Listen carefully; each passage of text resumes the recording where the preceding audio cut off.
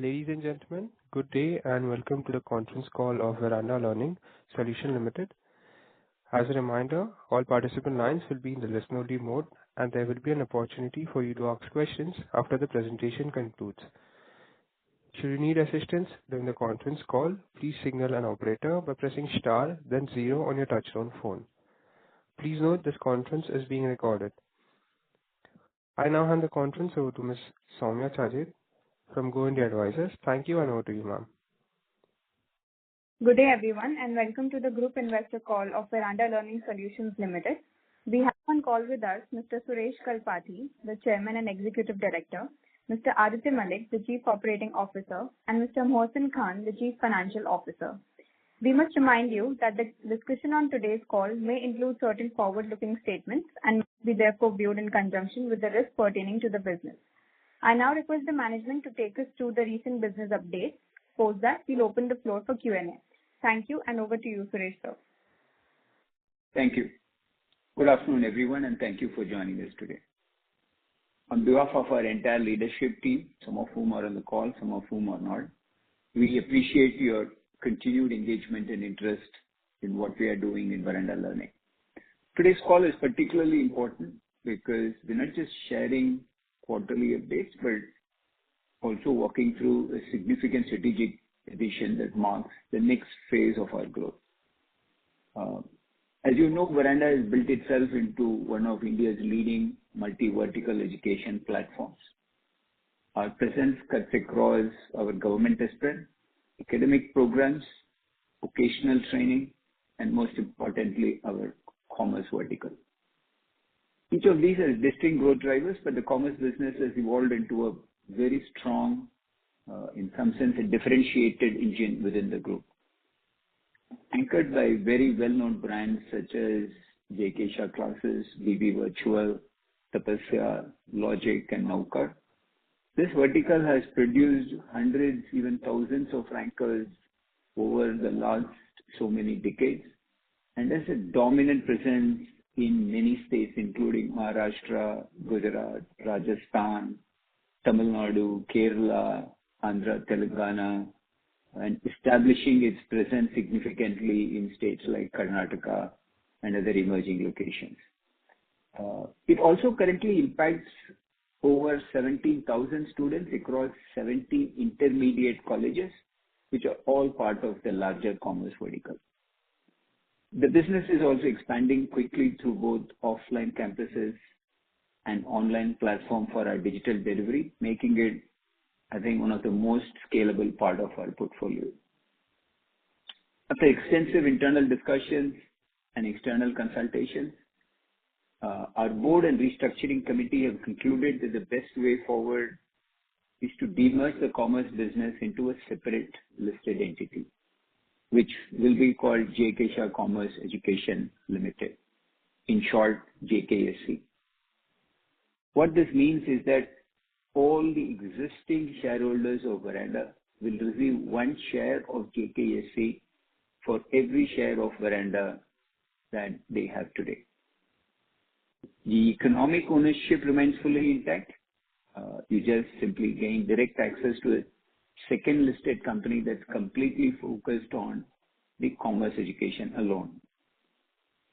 I think it makes sense for me to also briefly explain the rationale behind this move. The commerce education has a very distinct operating profile compared to our other verticals. It has its own growth trajectory, its own capital requirements, and its own brand building dynamics. By allowing this business to stand on its own, we can provide it with operational autonomy, a debt-free balance sheet from day one. That sets it up with a lot more flexibility to innovate, to form sector-specific partnerships, and potentially accelerate expansion into newer geographies. I think at the same time, it allows Veranda to sharpen its own focus on the remaining verticals without the capital and management bandwidth being split across commerce and the non-commerce verticals. So this, in some form, is very much about creating two sharper, stronger platforms instead of one mixed structure. Coming to quickly what exactly gets transferred, all assets, properties, employees, contract related to the commerce vertical will move to JKSC. This includes key businesses like Baby Virtual, Tapasya, Logic, Concall Digital, and of course, JK Shah classes would be an anchor of JKSC. So there will be a complete continuity of strategy as we move forward with our business in the commerce vertical. And I think importantly, every employee who is engaged in this business will transition seamlessly with no loss of tenure, ESOP rights, or benefits. We have designed this to ensure there is absolutely no disruption either for our people or for our clients who are our students. On the timeline, this is obviously not an overnight process, but it is being done in such a way through a vertical split which mirrors shareholding. So we have ensured that it moves in the least resistant path in creating these two distinct verticals that are listed. There are multiple layers of execution, including approvals from stock exchanges, NCLT approval, shareholders and creditor meetings, and related regulatory findings.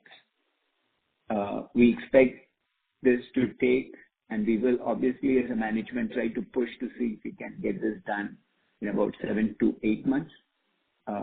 But it could potentially take a bit longer based on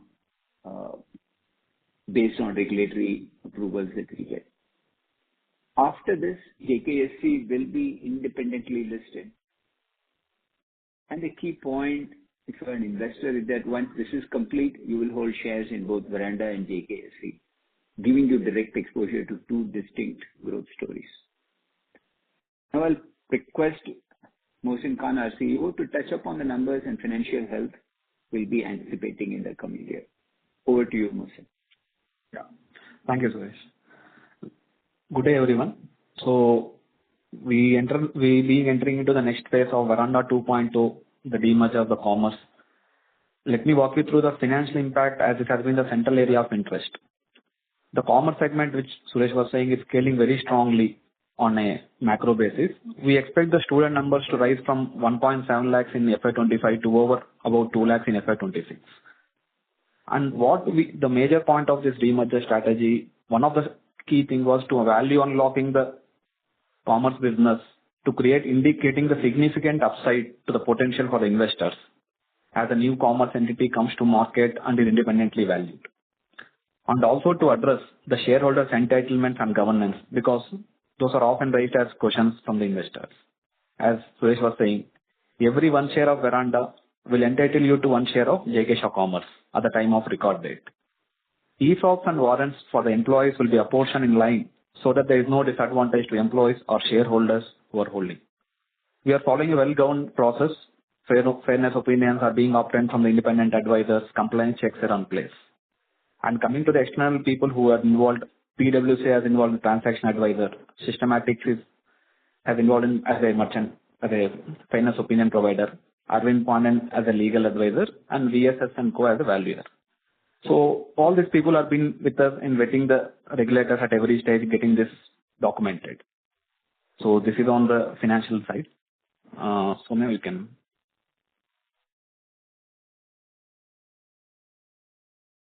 Soumya, you can go on Q&A if at all. Yes, sir. Thank you very much. We will now begin the question and answer session. Anyone who wishes to ask a question may press star and 1 on their touchtone telephone.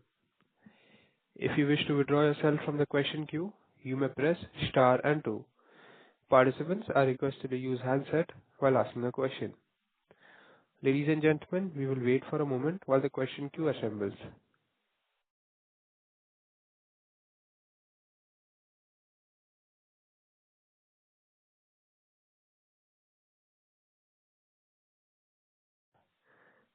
The first question comes from the line of Dipesh Sancheti with Manya Finance. Please go ahead. Yeah, hi. Am I audible? Yes, sir, you're audible. Yeah. Okay. What are the main drivers for the 22% revenue growth projection in FY26 for the commerce test prep? Yeah, I'll take up this, sir. So there has been a different, actually in commerce segment CA business. Last year there was a change in the comma exam patterns, and that is one of the growth strategy. And also one of our verticals, BB Virtuals, was into general providing only to the 6 papers of CA courses. And we have moved into now giving the synergy benefits. We have entered into company secretaries and the other foreign courses as one of the strategy, which is driving this numbers of 22 to 25. We expect the numbers to grow at much more level. This is the guideline numbers which we have given. Okay. And will the managed college business or virtual platforms face any tech integration challenges after the separation? So let me take that. This is Aditya Malik. So no, there is so virtual as a managed college business is all about opening new campuses and offering degrees, junior college, etc. across multiple locations. So the tech already for that we have an in-house complete ERP system which manages the complete admissions and complete the whole student life cycle. Similarly, BB Virtual, which is the online CA, ACCA, commerce business platform, again has a full tech stack which is used to deliver, and that is our online CA, ACCA, CMA coaching arm. That will move as is to the new entity.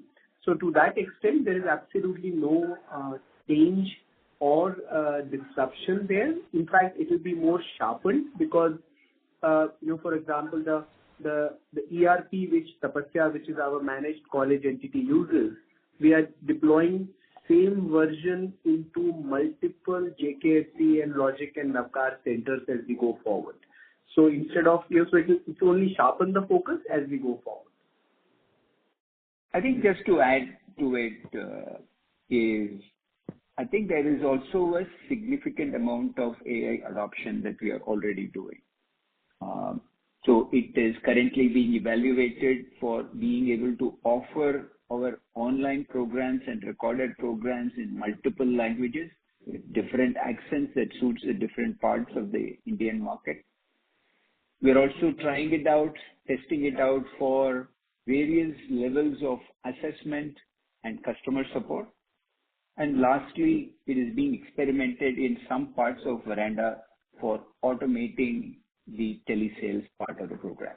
So there is multiple levels of adoption of AI that is also happening as we transition this business into a separate listed entity.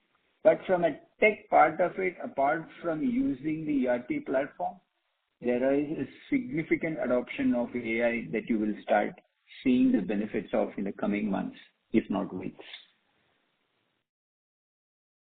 Okay. So you mean to say are there any data, IT data or intellectual property assets that could create operational friction between the two entities post demerger? No. Can you repeat the question? I'm just saying that are there any data or IT or intellectual property assets that could create any operational friction between the two entities post demerger? No, I'll take up this. As part of demerger, so all the IP rights and all the brands will be transferred to the commerce entity. So which are working like BB Virtual, JK Shah. So all the IP rights and data will be transferred as part of the demerger strategy. So they work on their independently on their data. So that's the reason we are doing this demerger, mainly because to unlock the value.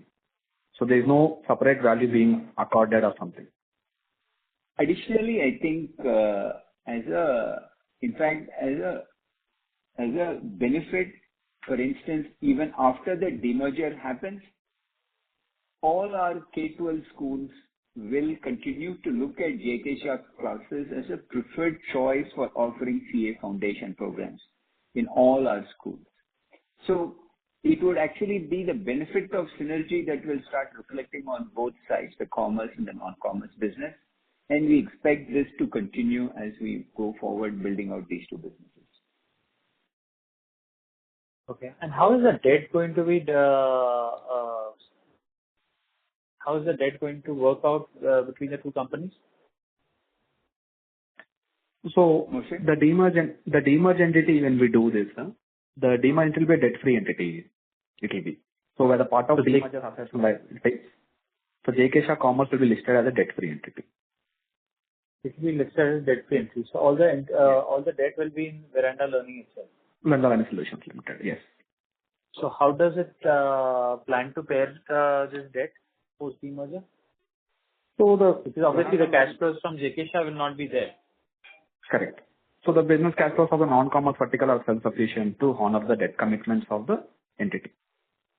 So the case I think just to give a breakup, as part of the QIP raise, the principal debt amount came down from about 435, 440 crores. We repaid 310 crores of principal. So the principal amount outstanding has come down to about 125, 130 crores. That's the debt that will now reside in the non-commerce vertical. Now that continues to be with the original lenders, which is Assertis, which is a high cost debt at about 17.25, 17.3%. So the next immediate goal for the company is at some point that you will see over the next few months, it will get refinanced into a much cheaper cost debt as a first step. And that debt, the existing cash flows of our non-commerce vertical will be sufficient to pay down that debt, apart from investing some part of the money in the growth of the non-commerce business. So the first task would be to refi this into a much lower cost debt, and then the existing cash flows of the non-commerce business will be more than adequate to pay down the debt. So if I can just repeat your what you said, what Veranda will be left with is 125 crores of term debt, which is at 17.25, and what will be the working capital debt, and also the new entity JK Shah will be absolutely debt free. Is this the right understanding? Mohsen? Yes, it's the right understanding. Yes. Yeah. If you can tell me the working capital, how much it is right now, and at what coupon rate? No, working capital is only 3 crores in the company. Only Assertis. Only 3 crores. Yes. Okay. And when are we planning to get this refinanced from 17.25? Because 17.25 is too high. Yeah, we'll be doing another 3 to 4 months time. Okay. So by the end of FY26, we will be sitting, both the companies will be sitting at, JK Shah is obviously debt free, so that's not a problem. But Veranda will be sitting at a comfortable position with a lower cost of debt, as well as only 125 crores, which you plan to which you plan to reduce it over a period of 2-3 years with your cash flow. Is that right understanding? 2-3 years, if the cash flow support, will be closing early years. Yes. That's okay. But if whatever the cash flows will come will be there to pay out the debt, right? Yes. Or will it be going for the growth? Yes. So as far as the growth for the K-12 and the government research segment, it's already on a trajectory where we use extremely asset-like models. So there is no investment that will come in new assets for building these businesses, which will be an asset-like model. Franchising would be one way to grow the government test prep business. And on the K-12 segment, it will all be leased assets. So it's going to be on a very asset-like model. And given the nature of the business where most of the fees gets collected upfront, it is also in a way not so much of a working capital intensive business at the same time. So asset-like, fees gets collected upfront, so we don't expect working capital to become a bottleneck or the ability to invest in assets to become a bottleneck for our growth. Yes, like you said, quite a bit of this money will go towards paring down the debt. Great. Thank you so much. It was really good understanding of the company. Thank you so much. Thank you. The next question comes from the line of Pooja from Incred AMC. Please go ahead. Hi, good afternoon. I just have one question that on the new college campuses that we are looking at, so is there any capex involved or what is the plan for that going ahead, and if that will be done from the JKSC wing or will Veranda continue to do it? So I would like to understand the role split between both of them. So let me take. Okay, Suresh, you want to take it or shall I take it? Yeah, go ahead, take it out. Okay. So all these colleges are managed colleges and they operate out of leased premises. So the capex is very, very nominal to the extent of, some furnishing, soft furnishing, some labs, etc. Very, very nominal capex. So that's from a capex perspective. Whatever campuses we are planning this year, because for the next academic cycle, which is starting 2026 June, we will have to start the admissions from November, December this year. So those we will do now till the time the demerger is completed. We have certain plans to open certain campuses. Going forward, the new entity, which is the JK Shah Classes Limited, will be doing that capex or the nominal capex what we need as and when the demerger is approved and it is listed separately. Just to add to it, based on my understanding of your question. So, as far as the business is done by the commerce vertical, it will be exclusive. Veranda will not be doing its non-commerce vertical, is not expected in any way to conflict with the business of building out the commerce vertical. And just to explain, the commerce vertical starts with junior colleges, which is 11th and 12th. It also goes into BCom and over a period MCom in terms of formal commerce education. It offers all Indian and foreign professional qualification programs across CA, ACCA, company secretary, cost accountant, CPA, ACCA, all of these programs. The non-commerce part of Veranda is not expected to do any of these businesses. So, to answer your question, there shall be no conflict between the area of expertise, area of alignment in these two businesses. In fact, as I mentioned earlier in the call, the schools that we have will look at JK Shah Classes as the provider of choice for integration into CA Foundation for our students who are going into 11th and 12th in our CBSE schools, which will remain a part of the non-commerce Veranda. So we expect this to be more complementing and supplementing and not in any way conflicting. In terms of colleges, we use the brand of Tapasya in Andhra, Telangana, Karnataka, where it has a significant presence. Moving it west and north, where the JK Shah brand is very powerful, you should expect to see JK Shah College of Commerce being propagated and being built out. So we will use the JK Shah Classes brand to start with in the west and north in expanding the formal education program. Okay, understood. Thanks a lot. Thank you so much. Thank you. The next question comes from the line of Isha Agarwal from VT Capital. Please go ahead. Good afternoon, sir.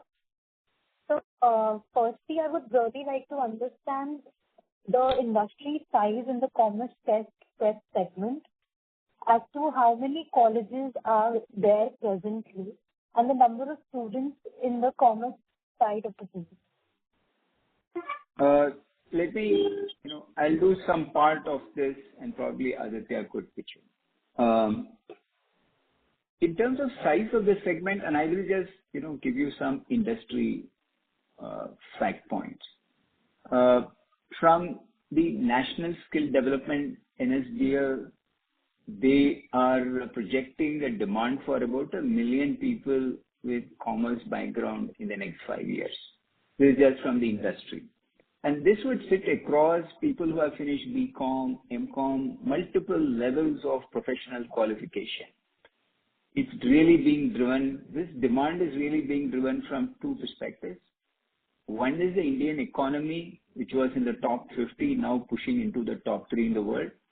And like every country that has made this transition, manufacturing has led way to financial services and services as a whole becoming an increasing part of the GDP. So that has driven a requirement for commerce, financial services professionals, and those numbers as projected going up to 1 million people in demand in the next 5 years is really coming out of India's domestic internal demand. The other one that we are seeing, which is driving the demand in this industry, is the global competency capability centers that are being set up in India. While initial drivers were software and software-related services, today a significant number of them are being set up for offshore financial services, especially for English-speaking Western economies. The demand by that alone is expected to go to 200 to 50,000 people annually over the next set of 5 to 10 years. And this, as in software earlier, this is coming because of significant cost arbitrage between the value for such services in the Western economies to what it could be in India. And just a data point, if something should cost $40,000 per year to do back office tax filing in an economy like the US, it could be done for 5 to 6 lakhs per year in India. So that cost arbitrage of 80-85% has made itself manifest in this sector. And that's the second driver for growth of talent in the commerce and financial services space in India. One domestic, one driven largely by GCC due to cost arbitrage. JK Shah classes and with all the other brands, the commerce vertical is pretty much the market leader in India. Whether you look at revenues, you look at our presence in over 200 physical locations in India, or our online presence, which arguably is delivering the maximum ranks in India over the last so many years, in terms of profitability, which is expected to cross 140 crores in the commerce vertical alone this year, or for that matter, the number of students that we graduate every year across all our programs.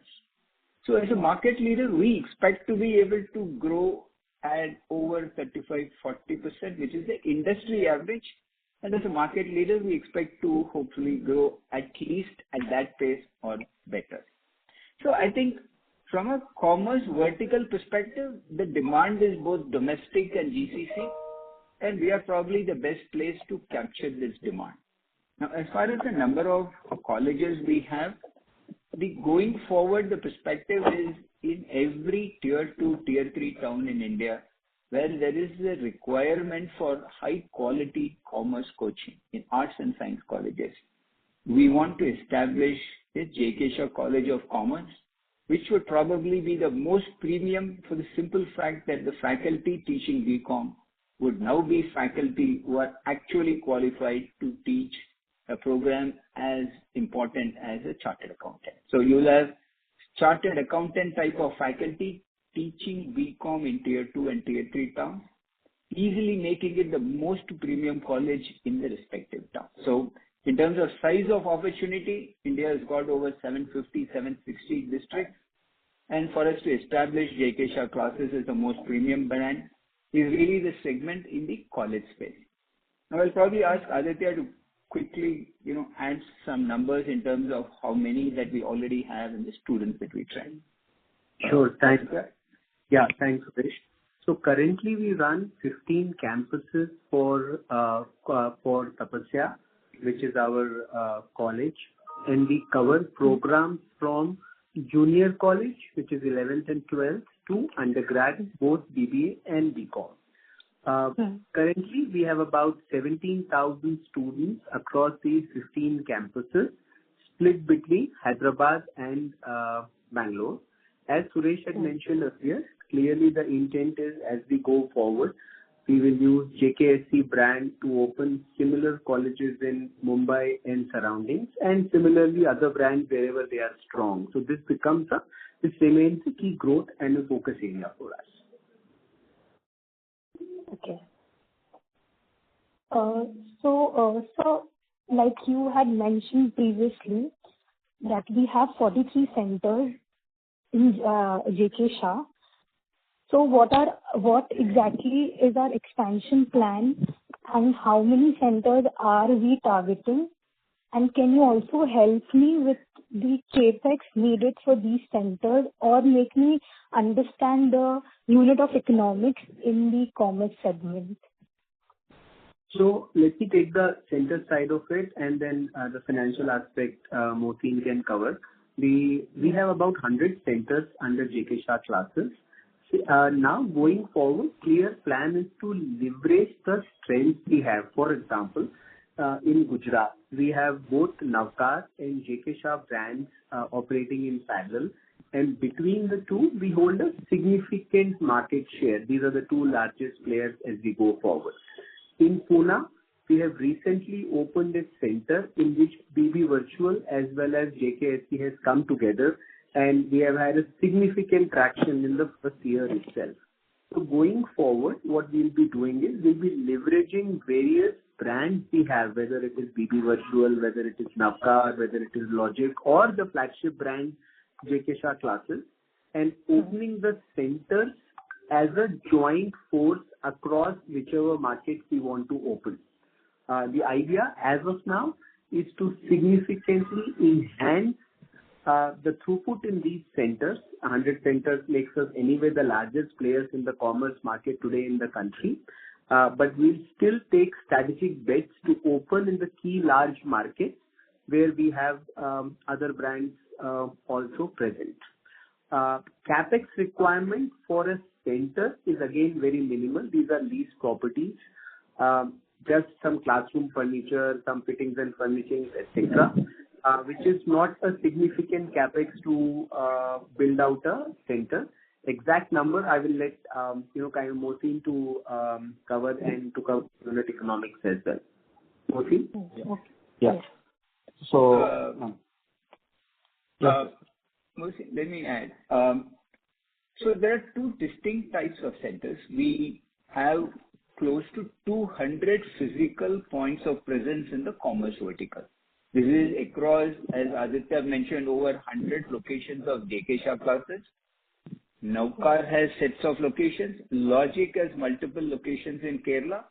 And under Tapasya, we have brands in Andhra, Telangana, and Karnataka. So all put together, the commerce vertical has close to 200 physical points of presence in India. There are two types of centers that we have. One is the professional qualification centers, which is like JK Shah classes or a Navkar or a Logic, which are physical centers where people can go for professional qualification.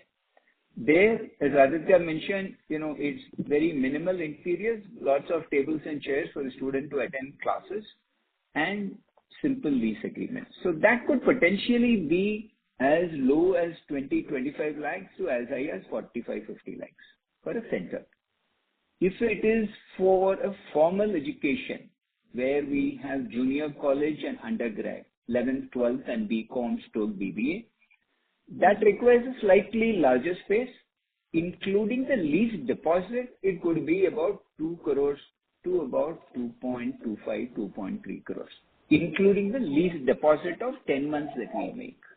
That is for the formal education, which is 11th, 12th, BCom, BBA. So those are the two types of centers, all put together close to 200 physical points of presence in India. Typically, a college, a formal setup, general payback period is between 3 and 4 years is a payback period. First year, including investments that we make in working capital, is the number that I mentioned. By second year, we are starting to make profits. By the third year, we are almost recouped the entire investment we made. As far as the centers where we provide professional qualification is concerned, the payback in some of the cases could be less than 1 year because these are very minimally staffed, very minimal amount of interior decoration or work that we do on soft capex. Okay. So for Tapasya, we had around 16 colleges, and for this year we were targeting around 20 to 25 colleges. So where are we standing currently? So in terms of colleges that we set up, typically the impact of these colleges starts only in the next cycle in terms of admissions. So this year about 3 colleges are being added, predominantly in the south, under the brand of Tapasya. The next set of locations for expansion through Tapasya and also through the brand of J.K. Shah College of Commerce have already been identified. We have already identified over 15 locations which we will start targeting from next year. So the work starts, we complete everything typically by November, December, and open it for admissions for the coming academic cycle. That's sort of how that works. Identification has happened for over 15 locations, combination of both Tapasya and J.K. Shah College of Commerce branch. Got it, sir. Thank you for the understanding. Thank you. The next question comes from the line of Varun Pinto with Negen Capital. Please go ahead. Hi, sir. Am I audible? Yes, sir, you are. Hi, sir. Good afternoon. So, the first question I have is, this year for FY26, you are projecting somewhere around 136 crores of EBITDA, right? So this is our in-base EBITDA, correct? Sorry? This is the in-base EBITDA, right? No. It is after rent. This is what? EBITDA after rent. Okay. In-base EBITDA will be 180 crores. Okay. In-base EBITDA is 180 crores. Also, sir, could you give me the number of, like what kind of CFO we are expecting this year from the commerce vertical and from the non-commerce vertical as well? What kind of, sorry, I missed your question. Cash flow from operations, sir. Cash flow from operations. See, coming to the non-commerce vertical, this being a debt-free entity, commerce vertical being projected, there is no finance cost coming up from them. Okay. And the depreciation and amortization, which is being like some of the verticals being capital intensive, some of not being capital intensive, we expect the cash flows from the EBITDA directly to flow to the operations. Okay. Only if any capital intensive business like Tapasya, we're investing in colleges 2 to 2.5 for 10-25. That will be any capex. It will be in cash flow from financing activities, but not in the operations. So limited point is EBITDA should move to the operations, sir. Understood, sir. So this is a similar thing even for the non-commerce vertical as well? No, non-commerce, as I was saying initially, there is a debt of 125 crores sitting there at a 17.23%. And there will be so that payouts will be happening there. So that finance cost will come and depreciation. Right. Otherwise, so sir, do you have any estimates of like what kind of cash flow from operations we can see this year in the non-commerce business? Non-commerce, we are expecting that numbers to be at 35 crores, EBITDA to be at. Okay. Yeah. Understood, sir. Also, sir, like beyond FY26, like FY27 onwards, like do we expect this 20% plus growth trajectory to continue in the commerce business? Absolutely. I think, yeah, sir, Suresh, sir. Yeah, I think he answered. Yeah, please, sir. So, without making too many forward-looking statements, but just a couple of facts. First is that the industry in terms of demand for professionals is expected to grow anywhere between 35 to 40%, at least for the next 5 to 7 years. Based on, as I mentioned earlier in the call, the domestic demand with the strengthening of India's GDP's ranking in the world, and second one due to cost arbitrage of GCCs increasingly being set up for doing offshore financial services for Western English-speaking economies. Both of these twin drivers are expected to drive demand anywhere between 35 to 40% year on year for the next 5 to 7 years.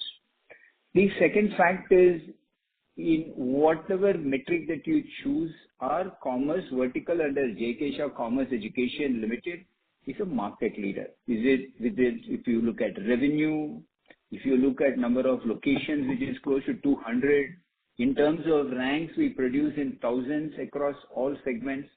In terms of profitability, in terms of being debt-free, we are absolute market leaders. And the base expectation will be that as a market leader, we should be able to keep up with the growth of the entire sector, if not actually outperform the industry average.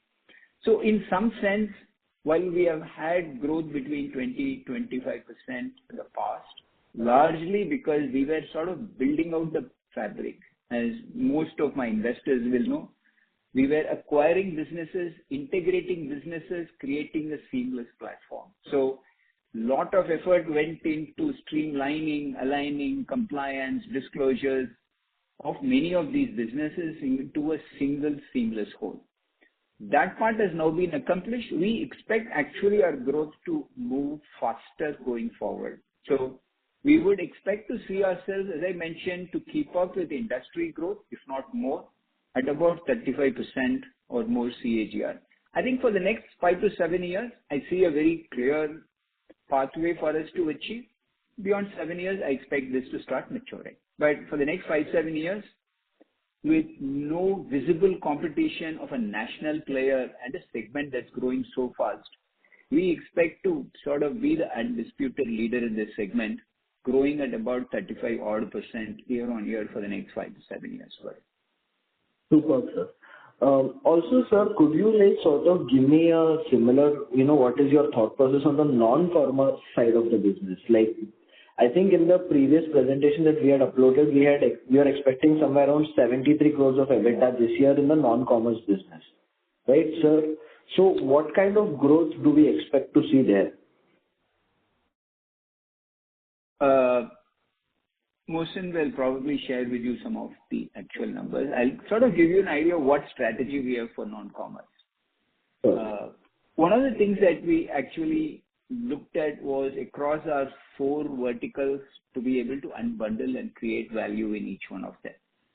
And for me personally, what it means that each one of them are part of a business that has a pathway to becoming debt-free, pathway to achieving 100 crore EBITDA in that chosen vertical, and having a clear target segment that is growing at 40-45% year on year. For me, that's the sweet spot. And our view is to target this across all our verticals. Beyond just the demerger of the commerce vertical, which is now, being executed, we have also taken a resolution which we are taking to our members on 29th when our AGM is. This is for being able to do a transaction around our occasional vertical. And again, the view is that's our second pillar of our growth. And we expect to be able to work with us to create a long-term strategy around upskilling platforms combined with certification, diploma, or degree from universities worldwide. So around that would be our next area of growth to unlock significant value. As far as the strategy for growth is concerned, I think there is an explosion in demand for adoption of emerging technologies, including machine learning, AI, cloud computing, all of that. I think you will see us having a significant slant in that direction, combined with recognition in terms of whether nano credit or micro credit or fully credentialed certification, diplomas and degrees from recognized universities. And we are looking at expanding this into a worldwide platform. So that's a target in terms of strategy for the occasional space. As far as K-12 is concerned, we currently have over 5,600 students who study with us across 4 CBSE K-12 schools and 2 K-BIT schools. We are looking at expanding this in an asset-light model over the next 5-6 years. So you should see us adding multiple schools to our portfolio. Typically, each of our schools drives a profitability of anywhere between 3 to 4.5 crores, depending on the size of the campus. So the plan going forward would be to, over the next 5 years, is to see if we can take this network to about 75 to 100 schools. And that would potentially drive our EBITDA from that segment alone to maybe 350-400 crores.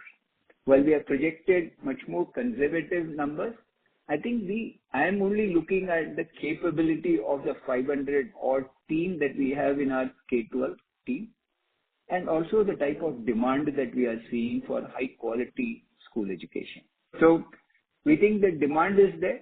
We think we are rightly positioned with the very top quality team, and we are already off the base with about 5,600 students, 6 schools, and EBITDA of over 23-24 crores. So we are fairly well set to leverage on this to build out the K-12. As far as government test prep is concerned, we are very strong in the south. In Tamil Nadu and Kerala, we are sort of market leaders. We are also establishing our presence in Karnataka. And over a period after we consolidate our strength in the south, we'll look for opportunities in the north. So that's sort of the overall strategy in the non-commerce, vocational, K-12, and the government test prep. Understood, Mohsin, sir. you want to add a bit on the numbers for this year, Mohsin? Non-commerce numbers. Hello? Yes, Mohsin, sir. Sorry, I missed the call because there was a network issue. Sorry. Yeah. No, so the non-commerce part of the business, EBITDA for FY26 would be 35 to 40 crores. 35 to 40 crores. Yeah. 35 to 40 crores after rent, right? After rent. Okay, perfect. Thank you so much, sir. That was it from my side. Yeah. Thank you. The next question comes from the line of Darshil Javeri with Crown Capital. Please go ahead. Hello. Good afternoon, sir. Thank you so much for taking my question. A lot of my questions have already been answered, so I just want to have a few, maybe nitpicking or bookkeeping questions. So, sir, we're saying, I think around 135 crores of EBITDA in commerce and non-commerce, we are expecting 35-40 crores. But in Q1, we've, kind of done 37 crores. So how do we see the, quarterly movement of this EBITDA flowing through, sir? So, Mohsin, you want to take it? Yeah, please, you can take it, sir. Yeah. So two distinct parts of, and again, this is the number for the consolidated whole, all the 4 verticals put together. So typically the business that we get from the academic part of the business, whether it is the junior colleges or commerce colleges or our K-12 schools, those are pretty steady state throughout the year. We recognize revenue in equal parts across the 4 quarters, and what you are seeing is revenue recognized. The first quarter was very significant. The Q4 of last year was not that big a quarter for us. So from a revenue recognition point of view, the benefit that we got from a strong last year did not come into Q1. Q1 has been very strong. Our cash flows have been very strong in Q1. So you will see a significant part of that impact coming as revenue recognition in Q2, Q3, and Q4. Now, apart from that, the professional exams, at least the Indian CA coaching, it now happens across 3 times a year rather than 2 times a year. So you will see that also providing specific spike in revenues in at least another couple of quarters. So while we have delivered what numbers we have delivered in Q1, Q2 and Q3 from a revenue recognition is expected to be stronger, and Q4 would sort of be similar to a Q1. So that's sort of how our numbers move up and down. So Q2, Q3 expected to be stronger than Q1, and Q4 would be very similar to what we had in Q1. That would be Q4. So that sort of adds up to the overall number of 175, 180 crore of EBITDA that we are shooting for, not just commerce, but across all our verticals put together. Correct, sir. And just for clarifying this 170, we're not saying reported. We are saying post rent, right? Like, so the reported would be even higher. Yes. Mohsin? So our annual rent is 35 to 40 crores. So it will be more to that extent. Reported. Sorry, I couldn't get you, sir. Sorry. No, annual rent for the company is 35 to 40 crores. Okay. So that will be reported EBITDA India as EBITDA higher than that. whatever. Okay. That's really helpful, sir. So that way we'll have with paring down of debt, also we'll have a very good PAT figure, sir. So that looks very promising for us, sir. I just want to know, like, I think in the Q1 call we had thought of like maybe the commerce segment itself could reach around 500 crores EBITDA by FY30 from JK Shah itself only. So are we still that bullish on JK Shah, or how do we look at it, sir, right now? So this is a growth that comes from all our verticals put together. Obviously, our flagship brand is JK Shah Classes, and hence the name of the demerged company will be JK Shah Commerce Education Limited. If you look at our EBITDA moving from, let's say, 140 or to maybe about 500 crores over the next 4 to 5 years. As I had mentioned, the industry demand for professionals is growing between 35 to 40%. And as a market leader, we expect to be at least at that pace, if not being able to grow even faster. So if you sort of calibrate it with the guidance that we have in terms of just the growth the industry is expected to see from professionals required in the commerce space to our ability to be able to deliver at that or even higher, being the market leader, that will align with the projections that we are making. So we could be even growing faster, but I think as far as the numbers we had projected, does not take into account all the levers of growth that we have. Okay, fair enough, sir. And just last question from my end. I'm sorry to interrupt, Mr. Darshil. I would request you to please come back in the queue for further questions. Yes. The next question is from the line of Atal Saeed with Smart Sync Services. Please go ahead. Hello,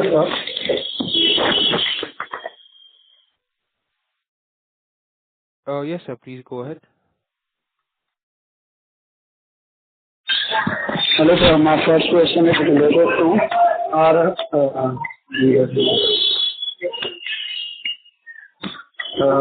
how will the shareholding pattern of JK Shah Commerce Education look post demerger? Will Professor JK Shah hold equity directly, and if yes, what percentage? So I'll take up this one. So as I was saying, this is a vertical split between the Veranda and the JK Shah Commerce. So every shareholder who is existing, like a recorded shareholder, will be given one share in JK Shah Commerce. If you're asking, so there will be mirror shareholding. There is no change in the share cap table. If the share cap table of the Veranda Learning listed company will be replicated to the JK Shah Commerce. So Mr. JK Shah, like Professor JK Shah, will also get some equity or not? That's my question. So as of today, he holds shares in the listed company, so 2%, he holds shares, so that will be given. And as part of the new entities for his performance based and all, there will be separate ESOP or any policies will be according like this will be tracked. So just to add to it, he bases his residual stake that we had recently bought, which is that 24%.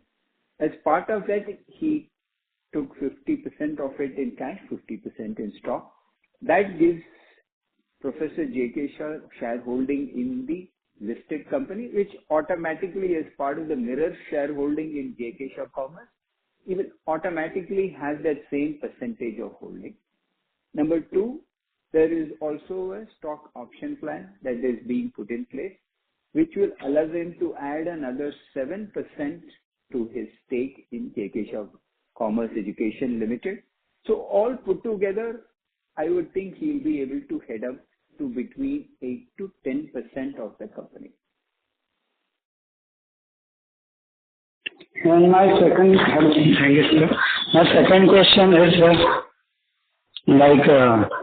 recently you announced that to equity conversion at Veranda Excel. Could you share the exact quantum of that converted, number of shares issued, and restructuring of equity?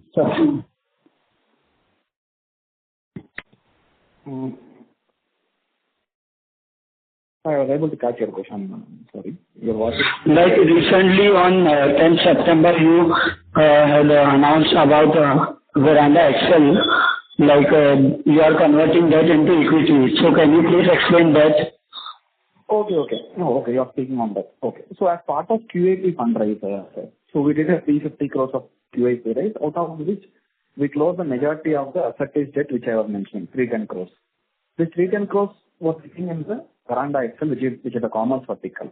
So the listed company did the QAP and gave it as a loan to the subsidiary, which is Veranda Excel, and the same was repaid to the asset base. As part of now merger being contemplated, we wanted this to convert this loan to equity. So VLS now being 100%, VXL being 100% subsidiary of the listed company, this loan to equity conversion will be 100% subsidiary. Doesn't carry any significant value. We wanted this merger to become easy, so that's the reason we did this loan to equity. There is no other agenda behind that. Thank you, sir. I would request Mr. Atar to come back in the queue for any further questions. The next question comes from the line of Majid Ahmed with Pinpoint X Capital. Please go ahead. I'm audible, sir? Yes, sir. Please go ahead. Yes, sir. Thank you, sir, for the opportunity. Just want to understand the competitive landscape of the industry, that when I'm looking at especially the commerce, they are seeing players, especially in Chennai and South India, you can, player like KS Academy, like they are CA coaching academy. Now they are again pivoting similar like yourself, getting into all the commerce courses like ACCA, CMA US or whatever qualification they are. So there are like small niche players who are trying to get into those niche similar to that. How do you think that you can leverage on the competitive advantage on that? And secondly, if you have some very high quality faculty at your academy, and in case if they have high popularity and they're going out, so there's also a traction that you also have to face as a risk in terms of getting the stickiness. So how are you going to sustain that? So I think both are very interesting points. I actually work out of Chennai, so I can relate to quite a bit of what you said. Right. So the first is there are always local players who will always be there in all types of education. You always have these individual professors who are brilliant in what they teach, who are very well known in the local markets. There is somebody whose classes you will go for advanced accounting. There is somebody who does indirect taxes very well. So there are these pockets in local micro markets that are prevalent all over India. Right? Our view is that we will establish the single largest national brand. Specifically in the market that you mentioned, for instance, in Tamil Nadu, today JK Shah Classes is a very close number 2 to KS Academy. So we are there, and I think based on some of the internal numbers, projections that we have, I think we have a shot at going number 1 in Tamil Nadu also. So, but having said that, these players exist starting from markets in Kolkata to Bhubaneswar to Jaipur to Ahmedabad. There is always a local player where it's a brilliant professor who takes classes extremely well, and that exists in all types of test preps. In any education, it always exists. Couple of things we have done. Today, all our programs, JK Shah Classes provides consistent, high quality rank holders year on year, and all the brands that we have, starting from BB Virtuals, Bhavar Burana's classes to Naukar to Logic to Tapasya, we provide consistent, high quality, nationally present education. Significant number of rank holders. I think even in the last exam, we had collectively close to 150 ranks in India. And so we deliver in terms of ranks, very high quality education, very top quality test papers, high quality content that we provide. Now, we don't look at this becoming faculty dependent within our commerce vertical specifically, which means there are some of these papers which are taught by multiple faculty, same paper. So we ensure that it is the brand, the credentials, the testimonials that we have established and the alumni that we have speaks and drives our numbers and word of mouth, not so much on a specific faculty. Now, having said that, there are markets in every part of India in smaller segments where there are individual professors who are very popular, and that is something that will always be there in this segment. Not just the commerce, but I think across education, you always have these brilliant professors. But the way our pedagogy is set up within our commerce vertical, and I would in fact hazard to tell you that not just commerce, including our non-commerce vertical, it's our brand which is the popular teacher. It's not an individual. So we never try to look at individual being driving it. It's the brand, it's our content, it's our delivery. That's number one. Having said that, all micro markets have these brilliant players. While you have a KS Academy in Tamil Nadu, there are similar players in other markets as well. Our focus is to establish the national brand, which means we are there big in Tamil Nadu, we are big in Maharashtra, we are big in Gujarat, we are big in Karnataka, we are big in Andhra, Telangana, we are big in Rajasthan. So we look at establishing a national brand, and I think the entire idea of demerging this into a separate vertical under JK Shah Commerce Education Limited is really a path in that direction. So local markets, local professors will always exist. We are clearly the undisputed national leader in this space. Thank you, sir. Ladies and gentlemen, that was the last question for today's conference call. I now hand the conference over to the management for their closing remarks. Thank you. Again, very good afternoon to all the participants. Thank you for joining our call today. The company is really at an exciting inflection point. I think with this demerger poised to drive not just enhanced operational and financial clarity, but also will lead to attracting sector-focused capital allocation that will happen. And I think we should target to achieve an independent, market-driven valuation that we should get being the market leader in this space. Veranda and the new JKSC will stand well positioned for leadership and scale in their respective domains.